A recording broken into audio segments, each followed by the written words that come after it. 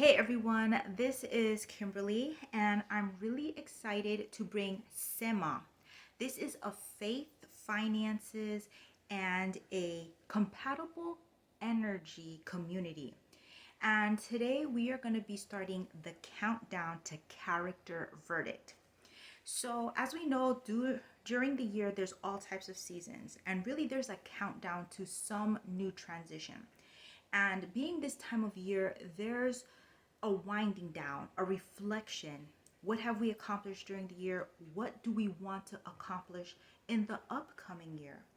And so, as we do this reflection and look at our character, what has been the harvest of our year's worth of effort, we're going to be examining a concept known as be not a respecter of persons. It's an ancient concept, and really it is as applicable today as it was in ancient times. So we are in chapter 3 because it's a series of SEMA faith, finances, and compatible energy communities. And we are going to be looking at three major texts. These scriptures are coming from Numbers chapter 15, verse 12 through 15, Ecclesiastes chapter 12, verse 13 through 14, as well as Proverbs chapter 24, verse 23 through 25. The title of this message, this life journey experience is Be Not a Respecter of Persons, and use the academic lens, community, and personal decision-making perspective. So without further ado, let's read the biblical text and then let the scripture speak to us, because the scripture has its voice and it's up to us to be able to interpret, discern, and put it into context. So therefore, Numbers chapter 15, starting with verse 12. According to the number that ye shall prepare, so shall ye do to every one according to their number. And all that are born of the country shall do these things after his manner, or this manner, in offering an offering made by fire of a sweet savor unto the Lord. And if a stranger sojourn with you, or whosoever be among you in your generations, and will offer an offering made by fire of a sweet savor unto the Lord, as ye do, so he shall do. One ordinance shall ye both, for you of the congregation of the Jews, the born Jews, and also the stranger, which means the Gentiles, that sojourn with you, an ordinance forever in your generations. As you are, so shall the stranger be before the Lord. One law and one manner shall be for you and for the stranger who sojourns with you. So sojourneth is whoever is traveling or is staying with you. And now we will go to Ecclesiastes chapter 12, verse 13. Let us hear the conclusion of the whole matter. Fear God and keep his commandments, for this is the whole duty of man. For God shall bring every work into judgment with every secret thing, whether it be good or whether it be evil.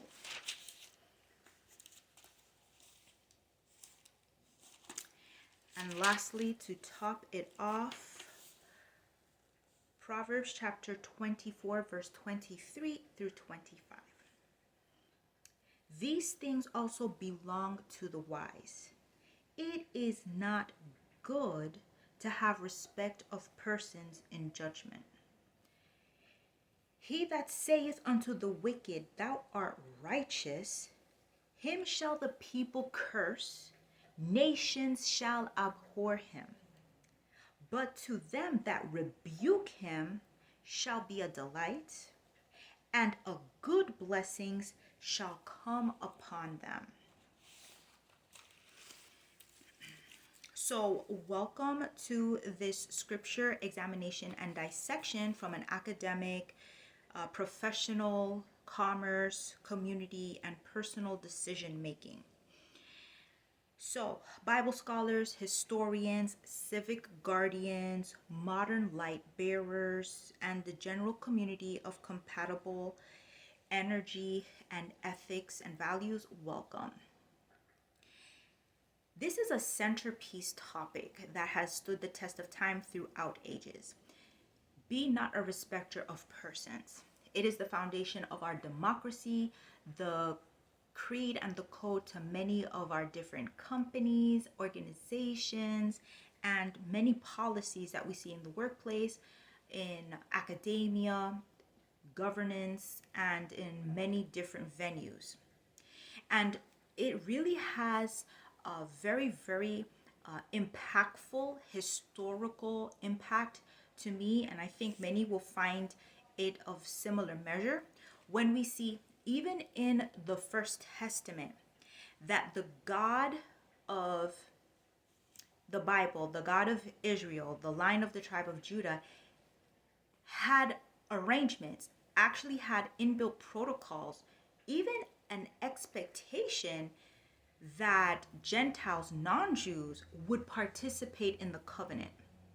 So the covenant really was accessible to whosoever was repentant, righteous, whosoever had an accountability or intimacy with God.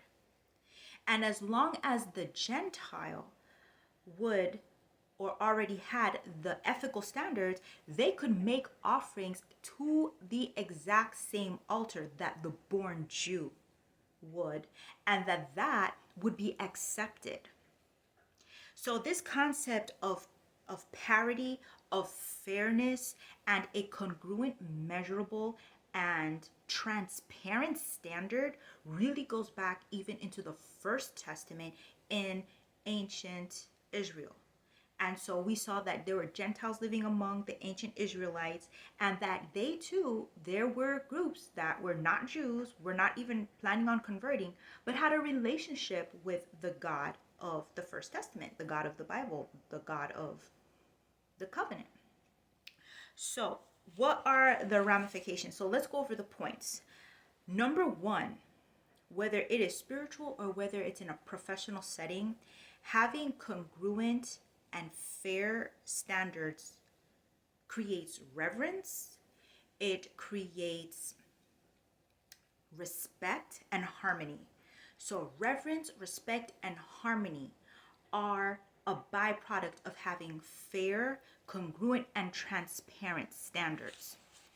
Point number two is that being a respecter of the value system and of God or the higher values is the inverse of being a respecter of persons. So when we have respect for the values and the consequences our decisions have in comparison to the value system and not people pleasing, we are going to be more tempered, regulated, and more reliable and more trustworthy. Lastly, many times we think being a respecter of persons is esteeming somebody who is the other, somebody else, based off of their based off of their wealth, their prominence, instead of weighing their character. Did you know that we could be respecters of persons in just elevating ourselves, us as an individual, above others, above also the value system that others are being held accountable to and do apply to us, but we don't think it does. That is a form of respect of persons, very frequently known as narcissism or self-centeredness.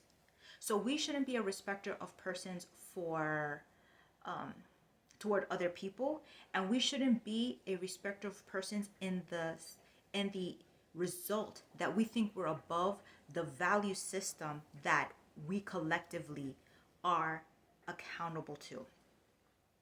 So let's go over some really quick details, because honestly, we never get to unravel everything in just one sitting. It's going to be studying over multiple sessions. So number one, Numbers chapter 15 verse 16, be not a respecter of persons, because there is a standard, measurable value standard. And God does not have a standard for the Jew and a standard for the Gentile. This is prolific because even in ancient times, God was like, it's going to be the same standard whether the Gentile wants to worship me and reverence me. They're going to bring their offering with the same code of conduct, the same cleanliness, the same ceremony diet, with the same reverence expectation, and the same accountability thereafter. It's not higher or lower than the Jew. And this is very profound and mind-blowing, because there's definitely an appreciation for each ethnic group, but when it comes to that altar, which very much is relevant in how we ascend in life and how rich our harvests are going to be, God is like, the standard doesn't drop. Whoever wants to lift themselves and maintain themselves at that standard, bring your offering. And it applies to Jew and Gentile. So in Numbers chapter 15 verse 16, it says, be not a respecter of persons regarding the altar, in summary. But in verse 16, it says explicitly, one law and one manner. It will be for you and for the stranger. There's no rewriting it. This is very unique because number one, it means there is access to the blessing. That's what the altar represents. Even in ancient times, there was a knowledge in the nations like, there is something to the God of the covenant, and how this weaker, fewer in number nation seems to be scoring victories. And there were definitely Gentiles who were drawn to the faithfulness of the God of Israel and did worship and bring offerings.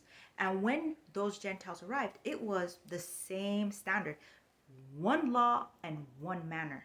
So there was not a second class anything. And that is mind-blowing to me, and that's very encouraging. That also means there's the same standard, there's the same responsibility. In addition, Numbers chapter 15 and verse 15 says there's one ordinance. So there's an ordinance that is same for the born Jew as it is for the stranger who is going to participate in the covenant altar ritual. And we know the altar today is not just where the physical material offerings are given. It's also our heart, the mindset, the accountability. And then we look at Numbers in that respect. In Ecclesiastes, this is the whole totality of the matter. Ecclesiastes chapter 12, verse 14, it says, God will be the judge of every work. In point 2, we talked about how God centered or higher moral centeredness inversely makes the person. It's the inverse of being individual or respecter of persons. You're not going to be human centered, because to be morally centered, God centered, it means I believe God's final judgment is going to have more weight. And that means when people's fluctuating temperatures, temperaments, whims, and opinions change, popularity changes, there is an unchanging, measurable, and a transparent standard. And that makes us more reliable as decision makers, and it makes us less vulnerable to bribery, to corruption, and various forms of vices that we don't want on our record. Going to the end of the year, going to the start of the year, and we definitely don't want in judgment, whether it's spiritual judgments, final judgment, if you the apocalyptic judgment. We don't want that on our record. We don't want it on our record as business owners, as supervisors, in leadership. We want to be reliable and have sound decision making, free from partiality and questionable moral motives. We don't want conflict of interests. And so, priesthood, when we look at the conclusion of the matter, and God once again reaffirms, don't be a respecter of persons, because the person who says to the wicked, you are righteous, the rest of the community is going to be like, no, time out. We know what the standard is. That's wickedness. And you need to call it for what it is. And we need to be on record for that. And hey, I'm going to rebuke wickedness, will receive a blessing. So the decision has to be decided. Are we going to be adherents to the moral, transparent, and to the moral code? Or are we going to be respecter of persons, people pleasers, which will turn us into hypocrites, which will turn us into bribery acceptors, and really follow corruption very fast? So as we reach this countdown season, what's our character verdict gonna show? If people don't like us, we're not gonna please everybody. We're not.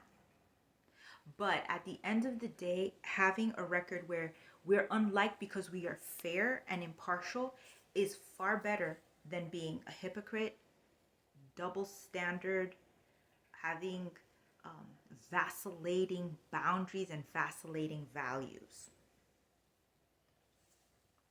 So, in closing, the message for today was about number one, showing us that having uniform standards is going to create reverence, respect, and harmony. Number two is that having adherence to the values is the inverse of being a respecter of persons. And number three, we are just going to have greater harmony in our life, in our business, and in our commerce when we are not a respecter of person, whether it is the other person or whether it's us being a respecter of our personal selves, being above the ethical values. So priesthood, or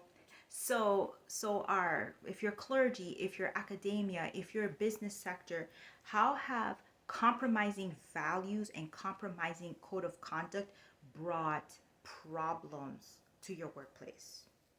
How has it caused problems in your congregations? How has it smeared reputations based off of facts, not rumors and hearsay?